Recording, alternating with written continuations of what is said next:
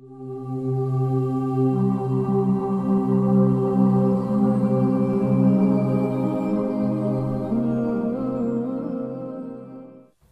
نمیاد این قصه رو نگم، چون رفقا گفتن بگو دوباره تکرار بکن. گفتم چشم. تو مشهد براشون گفتم، ممکنه دوستان نبودن اونجا نشنیدن، دوباره عرض بکنم. این قصه خیلی با دل من، 10 بارم گفتم، باز برای خودم تازگی داره ها. خیلی هم با دل من بازی کرده. مترجم تفسیر شریف ارمیزان، این بزرگوار جناب اسد محمد باقر موسوی همدانی به رحمت خدا رفته 3-4 ساله، ایشون این قصه رو نقل میکرد. من از اقوام و خانوادهشون جویا شدم. این قصه رو آیا آقا گفتن؟ بله آقا این قصه رو تعریف کرده. علی نابیه تو همدان، در محله‌ای که الان کنار مصلی فعلی همدان به نام گنداب، در این محله زندگی میکنه. اسمش علیه، چون تو این محله زندگی میکنه بهش میگن علی گندابی. بهش میگن علی گندابی. علی گندابی قیافه بسیار زیبا و خوشگلی داشته، چشای زاغ، موهای بور، یک کلاهی هم سرش میذاشته، کلاه پشمی به این زیباییش میافزوده. اما لات بوده، ولی یه جو معرفت و مرام هم ته دلش بوده. جلو قهوه خونه نشسته داره قلیون میکشه. یه وقتی یه خانومی که تازه شوهر کرده وایساده داره به این علی نگاه میکنه. علی هم تیپی زده، خوشگله دیگه. آی جوون، حق نداری یه جوری تیپ بزنی که نامحرم به تو خوب نگاه بکنه ها؟ معمولی عادی. علی گندابی بلند شد، موهاشو شوریده پولیده کرد، کلاه رو پرت کرد، گفت علی خجالت نمیکشی؟ یه جوری خودتو درست کردی که ناموس مردم داره به تو نگاه میکنه. گذشت. عاشق حسن نامیه، روزه خونه تو همدان، میگه رفتم یکی از دهاتای همدان که دهات خوبیه و خیلی هم شهید داده. من رفتم توی این روستا، رفتم اونجا روزه بخونم. اومدم که برگردم دیر وقت بود، درای دروازه رو بسته بودن. خدایا بخوام بمونم که حیوانایی در رنده اینجان، بخوام برگردم دهات، فردا صبح باید مسجد جامع سخنرانی بکنم. اومدم در بزنم، دیدم وا ویلا چی شده؟ علی گندابی قمه به دست، عرق خورده، عربده کشون با رفقاش پشت در وایستادن. حالا بیا و درستش چی کار کنه؟ نمیشه برگشت، نمیشه وایستاد، نمیتونم برم تو دیگه. دلو زدم به دریا، خدای توکل بر تو در زدم. علی گندابی در رو باز کرد، عربده میکشه، قمم به دستش، تا منو نگاه کرد، گوشه قبا منو گرفت، منو کشون برد تو. گفت عاشق حسن این موقعشم اینجا چه غلطی میکنی؟ گفتم راستش علی جان رفته بودم یکی از دوستاهای اطراف روزه بخونم. و شما نوبرش آوردید سال به 12 روزه روزه روزه، چه خبره؟ از این حرفا اخیراً هم میزنم به بعضی از هیئتی‌ها، چه خبره؟ شنبه هیئت، یه شنبه، دوشنبه، سه شنبه، چهارشنبه، پنجشنبه، چه خبره؟ که تو یه نفر به اونایی که میرن یه شبانه روز پشت درای استادیوم وای میستن معطل میشن که 2 تا تیم میخوان این توپو بزنن تو اون دروازه، اونا خسته نمیشن؟ حالا فقط میان گیر میدن که شماها چه خبره؟ هیچ خبری نیست. یه نشاطی اینجا به ما میدن که ما این نشاط هیچ کجا پیدا نکردیم. هر کی هم هر چی میخواد بگه. این موقع شب اینجا چی کار میکنی؟ راستش علی رفته بودم روزه بخونم. او ول کنید بابا، این همه روزه چه خبره مگه؟ گفتم علی فرق میکنه آخه. گفت چطور؟ گفتم امشب شب اول محرم ابا عبدالله الحسینه. آقا علی عرق خورده مست لایعقل قمه به دست، تا بهش گفتم امشب شب اول محرمه، انقدر با سر تو این دروازه زد، گفت علی خجالت نکشیدی؟ محرم اومده تو عرق خوردی؟ ای بی حیا. همه وقت گناه تو محرم هم گناه، همه وقت گناه تو ماه رمضان هم گناه. هی سره رو میزنه به این در. یه خورده آروم شد، قمر رو به دستش گرفت، گفت شیخ به خدا تیکه تیکت میکنم، همین الان باید بشین اینجا برای من روزه بخونه.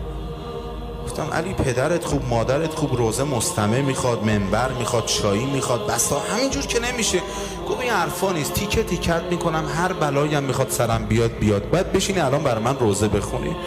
منبر میخوای؟ باشه. 4 دست و پا افتاد رو زمین، گفت خودم میشم منبرت، بشین روشونه من شروع کن روزه. افتاد رو زمین و ما هم نشستیم رو کمرش، بسم الله الرحمن الرحیم الحمدلله. دوباره بلند شد گفت شیخ ببین تجهیزات رو بذار زمین، تیکه تیکت میکنم. منو معطل نکن، صاف منو ببر در خونه قمر منیر بنی هاشم ابوالفضل عباس. بگو علی اومده.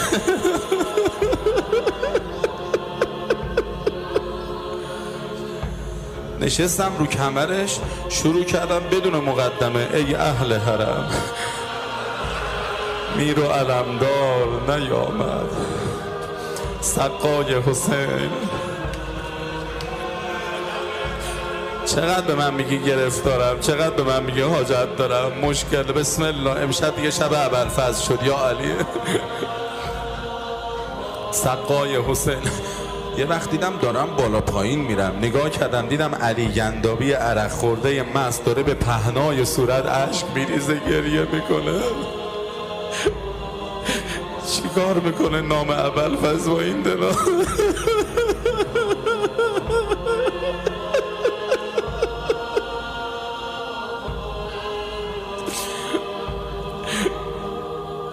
روزم که تموم شد بلند شد دست منو گرفت گفت شیخ ممنونتم، روزه خوندیم، میشه یه کار دیگه برای من بکنیم؟ من خجالت میکشم. گفتم بگو.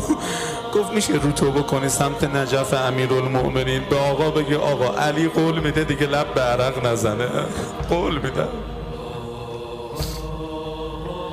خداحافظی کردیم، رفت خونه، اومام رفتیم خونه. فردا صبح رفتیم مسجد جامع، نمازو که خوندم رو منبر رفتم گفتم مردم مژده بدم علی گندابی توبه کرده. کسی قبول نمیکرد که. روزه که تموم شد با جمعیت رفتیم در خونه علی گندابی، در زدیم، زنش اومد بیرون. گفت بله. گفتیم علی رو کار داریم. گفت علی نصف شب اومد، ساکش رو برداشت، گفت زن میرم، یا آدم میشم بر میگردم یا دیگه بر نمیگردم. کجا رفت؟ گفت فقط به من گفت جایی جز کربلا ندارم، میرم کربلا. آخ کربلا.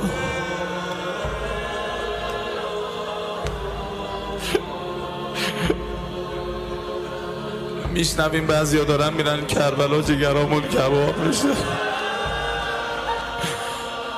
به خدا نمیخواستم بگم، الان تو دفتر نشون داد میگه ببین ویزا کربلا هم گرفتم، دارم میرم کربلا. خوش به حالت. رفتی کربلا، خدا وکیلی روبرو حرم امام حسین بگو آقا یه مش برای بچه‌ها تو ارگ خیلی دلشون میخواد بیان، یه ویزا بدن دست جمعی با هم دیگه بریم صفا داره بین الحرمین اونجا رو خاکا بشینیم بگیم حسین.